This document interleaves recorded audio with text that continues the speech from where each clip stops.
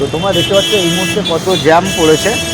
তো এখান থেকে বেনারসের ডিস্টেন্স এখনও 500 কিলোমিটার। এত তাপ বলার মতো নয়, আর মোটামুটি ভালোই মানুষ হয়েছে। তোমাদেরকে দেখাচ্ছি, দেখো এই দেখো মা দিদি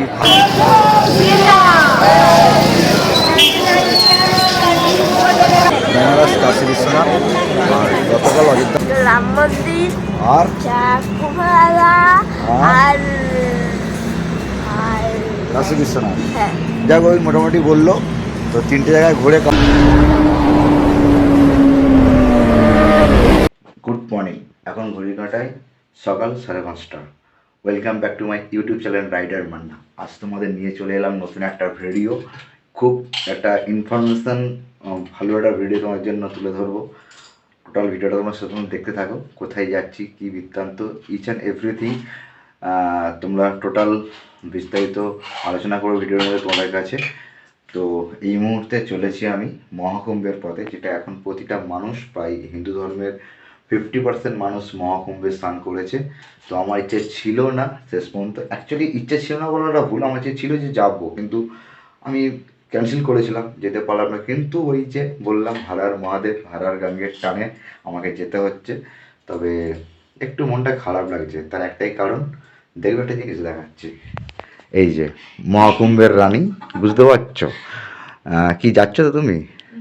তোমরা হয়তো ব্লগিং দেখে হয়তো ভাববে হয়তো যে ও যাচ্ছে, কিন্তু না, ও মহাকুম্ভে যাচ্ছে না। ও এখনও বাবার বাড়ি যাচ্ছে। ও বললো আমি তোমার সাথে যাবো না। তো চলো, তোমার সঙ্গে দেখা হচ্ছে রাস্তায় গিয়ে। এখন সকাল 6:30, আমরা বেরিয়ে পড়েছি এখন আমতলা ক্রস করে। এখন যাচ্ছি আমরা কৈলানের দিকে, মানে সামনের জোকা। আর তোমরা এই মুহূর্তে দেখতেই পাচ্ছ মেঘ করে আছে আকাশে।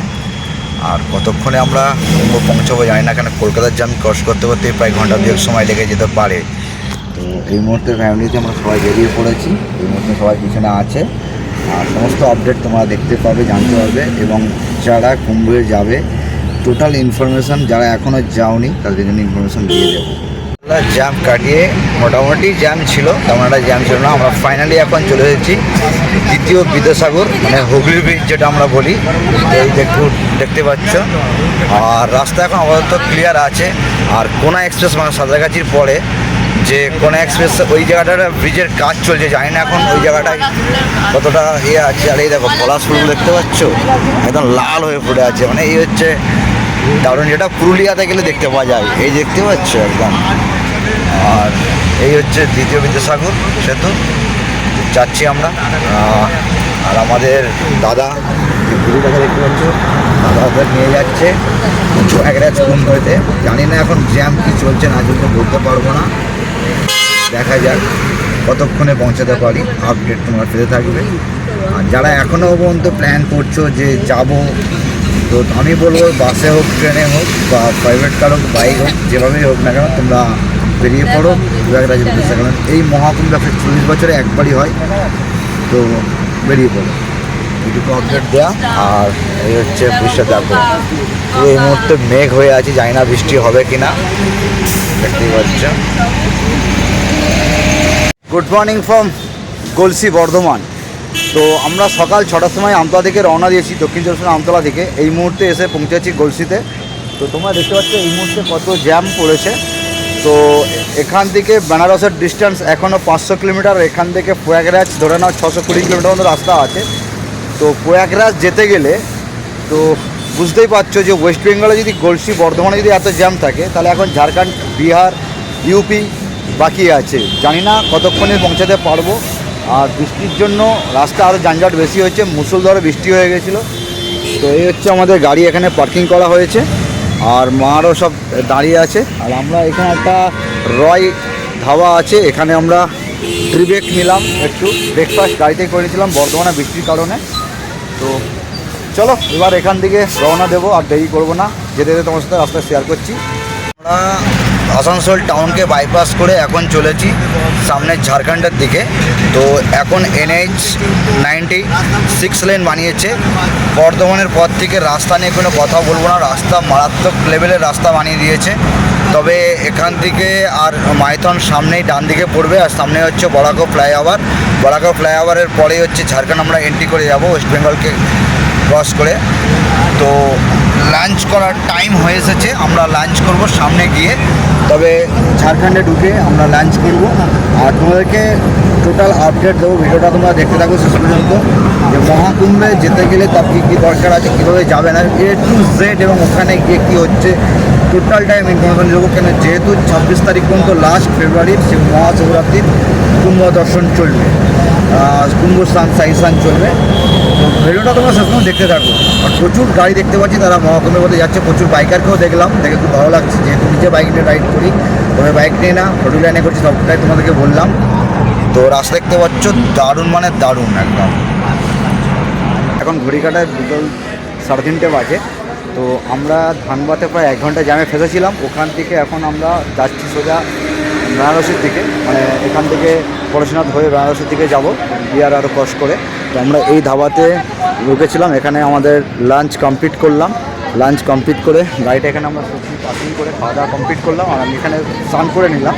তো এবার যাবো, অনেকটা লেট হয়ে গেছে, জ্যাম ছিল প্রচণ্ড। তো চলো আমরা যাই, রাস্তার সঙ্গে দেখা হচ্ছে। তো আমরা চলে যাচ্ছি এখন পরেশনাথ পাহাড়ের কাছাকাছি। তবে এটা পরেশনাথ নয়, এখান থেকে আর মোটামুটি 10-12 কিলোমিটার গেলেই হচ্ছে পরেশনাথ পাহাড় পড়বে রাইট সাইডে। আর তোমার জাস্ট লাগছে দেখো, এই মুহূর্তেও বাড়িঘর আড়াল পড়ে গেল। আর রাস্তা পুরো একদম 6 লেন রাস্তা, হাইওয়ে বানিয়ে দিয়েছে।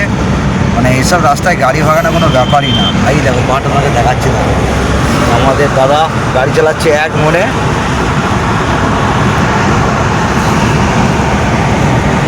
350 কিলোমিটার জার্নি করে সব ফাইনালি আমরা চলে এলাম পরেশনাথ হিলটপ। তোমরা দেখতেই পাচ্ছ। তো ক্যামেরায় অতটা ভালো আসছে না, কারণ মেঘের কারণে বোঝা যাচ্ছে না। তো যতটা পারছি তোমাদের দেখানোর চেষ্টা করছি। দেখো এই হচ্ছে পরেশনাথ হিলটপ। তো এখানে আমি এসেছিলাম বহু বছর আগে, তো আরেকবার ইচ্ছা আছে আসার, দেখা যাক কী হয়। আর এই সামনে রোড, আর তোমরা যারা আসবে এখান থেকে সোজা গিরিডি রাস্তা ধরে নেবে, মধুপুর গিরিডি রাস্তা ধরে নেবে। 30 কিলোমিটার গিয়ে ওখান থেকে মধুপুর থেকে ডাইনে মারবে সোজা পরেশনাথ। ওখানে গিয়ে তোমরা নাইট স্টে করে থাকতে পারো, প্রচুর ওখানে হোটেল আছে। এইটুকু আপডেট দিয়ে দিলাম। আর সেই ওপরে পরেশনাথের মন্দিরটা, সেই ওপরটাতে দেখা যাচ্ছে, মানে আমি চোখে দেখতে পাচ্ছি কিন্তু ক্যামেরা দেখানো যাচ্ছে না। প্রয়াগরাজ যাওয়ার পথে তো আমি যে মানুষটা গতকালকে সিঅফ করলাম গঙ্গাসাগর পথে, ওনার সঙ্গে হঠাৎ দেখা হবে হাইওয়েতে, আমার মানে স্বপ্ন ভাবতে পারিনি। এই যে রাঠौरजीর গাড়ি, राठौर जी पूरा साइड में है, गाड़ी आ रहा है। तो हम गाड़ी लेके यहाँ पे जा रहा है, मेरा মানে আমাদের স্করপিওটা ওখানে আছে, আমি দেখতে পেয়ে রানিংয়ে দাঁড় করলাম গাড়িটাকে। এই যে राठौर जी कैसे? तो बस बढ़िया। गंगा सागर कल इनके पास गए हुए थे, गंगा सागर अभी घूम के आके, और बड़ी अच्छी सेवा की इन्होंने, हमें आपके साथ छोड़ा भी। हाँ हाँ, इनका शुक्रिया, इनका और वेस्ट बंगाल की सारी राइडिंग टीम का मैं शुक्रिया अदा करता हूँ। তার সঙ্গে হঠাৎ দেখা হবে আমি ভাবতে পারিনি এটা। बहुत नहीं, बहुत अच्छा किया कि अगर रास्ते में अब यहाँ से 400 किलोमीटर इतना होगा तो इतनी दूर अचानक हाईवे पे मिलना, और अचंभे की बात लगा मुझे कि मैंने कहा शायद कोई फोन। एकदम एकदम। बाकी अब प्रयागराज जा रहे हो ना? मैं अभी गया प्रयागराज कल परसों को। परसों? अच्छा अच्छा अच्छा, ठीक है। आपको मैं एकदम उसके साथ शायद दोबारा मुलाकात हो जाए, वहाँ पे आ गया। একদম একদম। কলকাতায় এখন সন্ধ্যে 6টা, আর আমরা সকাল 6টায় বেরিয়ে 12 ঘন্টায় এখনও পর্যন্ত টোটাল 450 কিলোমিটার জার্নি করেছি। তো সামনে হচ্ছে ঝাড়খণ্ড বিহারের বর্ডার, যেখান থেকে ফাল্গুর যে নদীটা গেছে, ওই নদীর যে ওভারব্রিজটা আছে, ওভারফ্লাইটা, তো ওইটাই হচ্ছে মেন বর্ডার। আর এখান থেকে ঔরঙ্গাবাদ প্রায় এখনও 100 কিলোমিটারের মতন।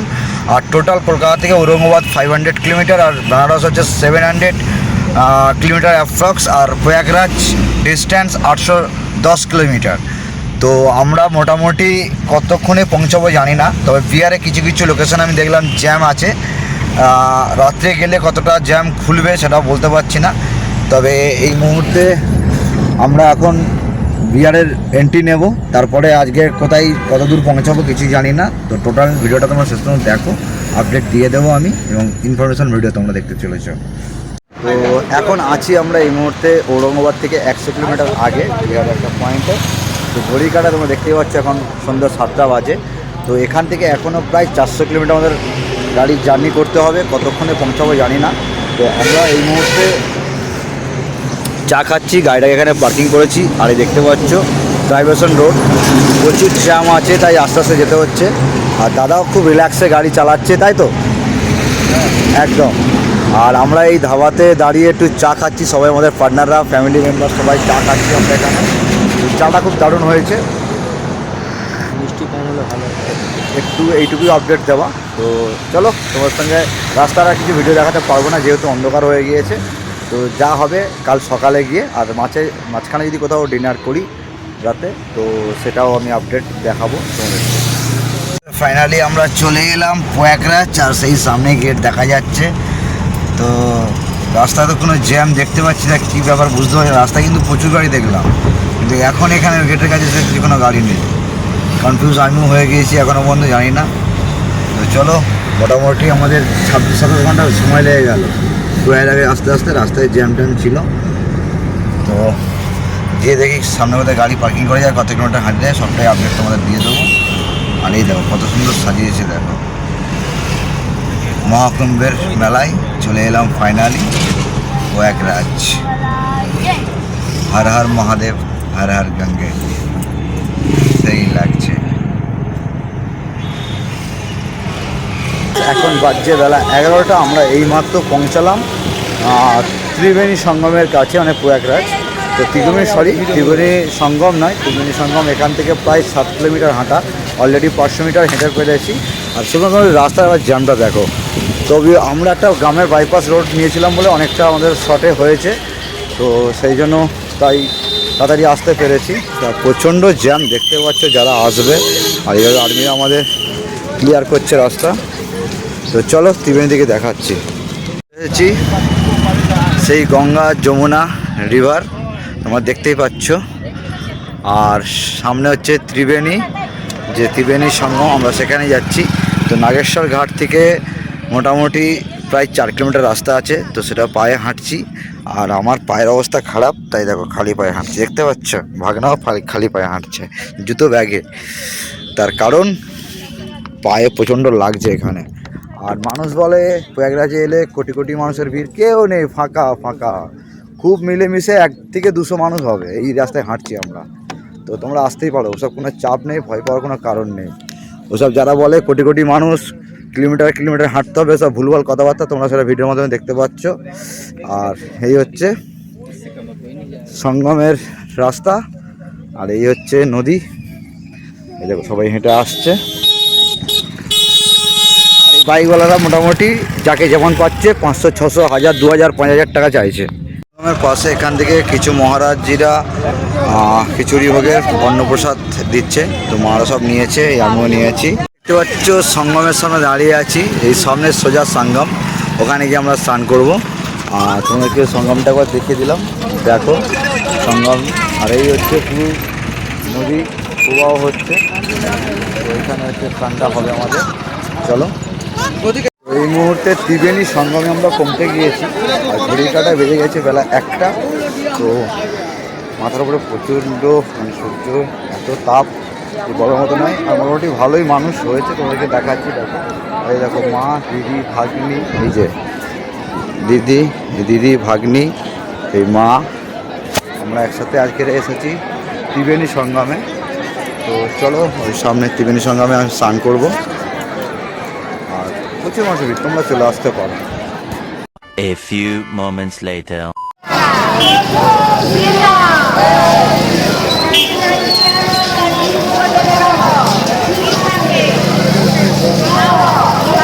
আমরা ধরে